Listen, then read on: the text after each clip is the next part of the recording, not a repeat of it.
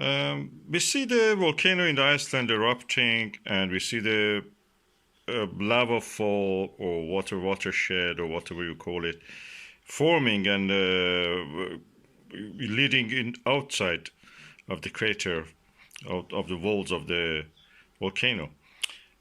Then the question is where all this lava goes. Okay, the question is has several parts. Part of it, of course, we see comes over the walls of the crater spillage. You can see this color, brownish red, is a sign of oxidation. Also, some part of it go into this kind of holes here. You see these holes here. These are real holes. They are caves, and this is formed when the lava, which is in contact with the air, gets cold quicker than the lava which is inside the lava flow. So the outside gets cold, solidifies, the inside is yet molten and it stays fluid. So it moves. And the movement of it creates a tunnel, kind of tunnel. We call it a tube or lava tube, we call them. These lava tubes are conduits, are pipes, are tubes that guide the lava to wherever the deep of the ground is taking them. As you can see, we have now the eruption is starting, the 7 to 12 minute cycle they have. That's the periodicity of these eruptions. And as they fall down from the rim of the crater, the edge of the crater, outside walls of it, they come and sink into the different cavities that is formed by this process of solidification of the top part of the lava and the fluidity of the inside part of it, which creates these lava tubes. Let's watch this and see what will happen now. It may take a while that the whole eruption comes and takes over.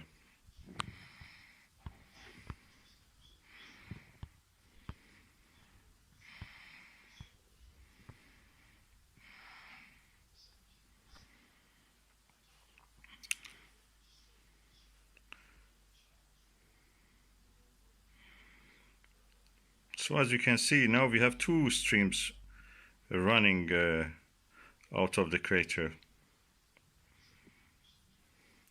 And they're carrying with them all kind of gases, including the steam. People ask how a steam can exist. Yeah, steam exists in minerals, biotite mica, which goes into subduction zones, accretion wedges, which is in the ocean floor, going back to the under subduction zone into the crater, into the subduction area, into the mantle.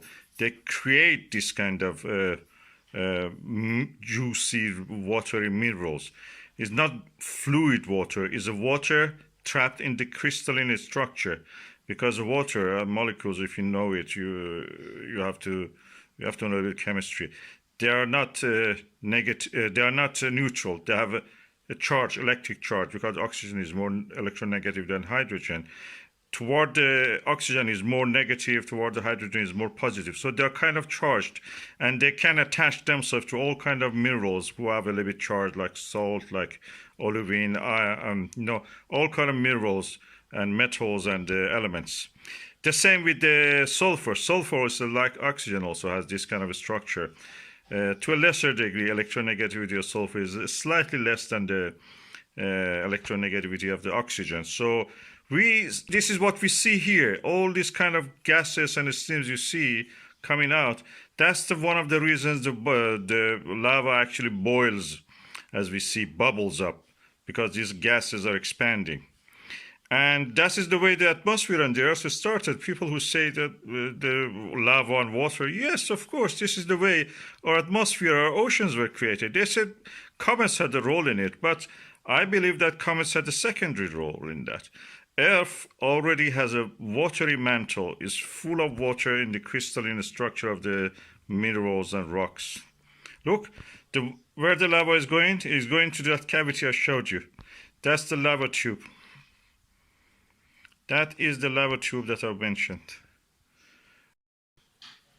Other lava goes down there. You can see there are more lava tubes here and there. You can see this eruption is almost finished now. And the next eruption will be between 7 to 12 minutes.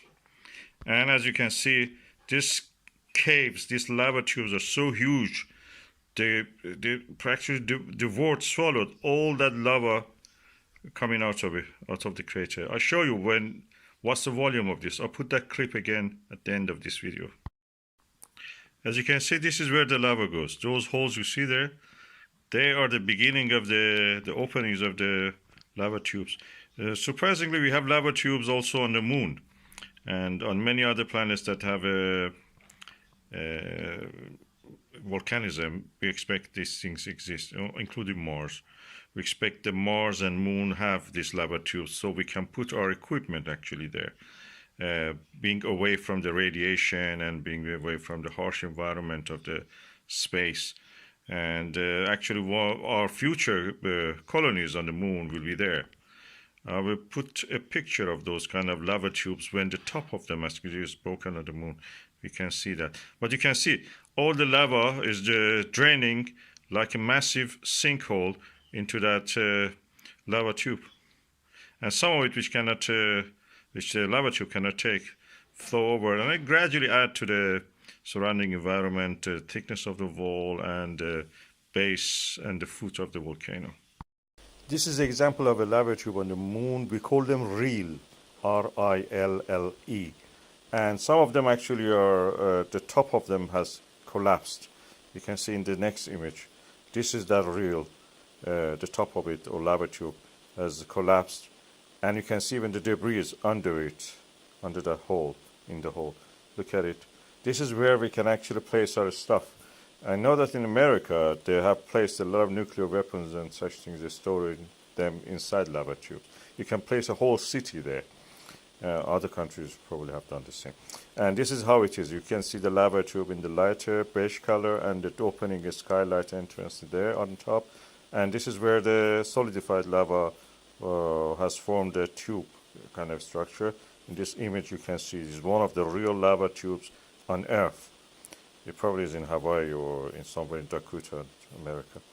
Anyway, or in Oregon and Colombia. This is another one of these lava tubes. You can see on the roof of it actually the cracks, desiccation cracks, where the thing has really got, the freezing of the lava. And here you see that the flood of the lava coming toward the people who are standing there doesn't come toward them, all sinks into the lava tubes.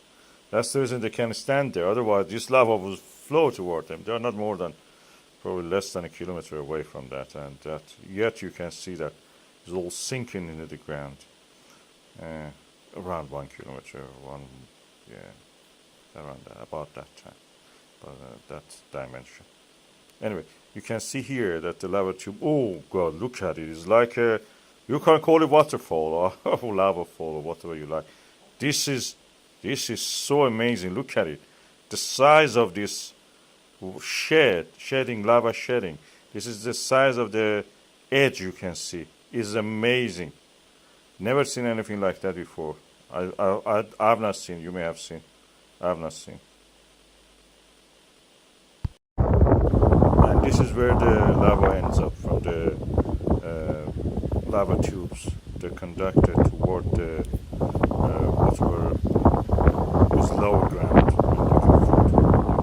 You gradually fill up the valleys and really any cavity when it make the landscape, covered completely. Lower valley is now filling with the lava gradually. The two poles, eastern and western pole, was reached. You can see the flood of the lava actually. And that's what's this is where the lava goes. Through the lava tubes, flows toward anywhere that is lower ground. Gravity pulls it down. As you can see here in this example. The whole structure, that's why it's so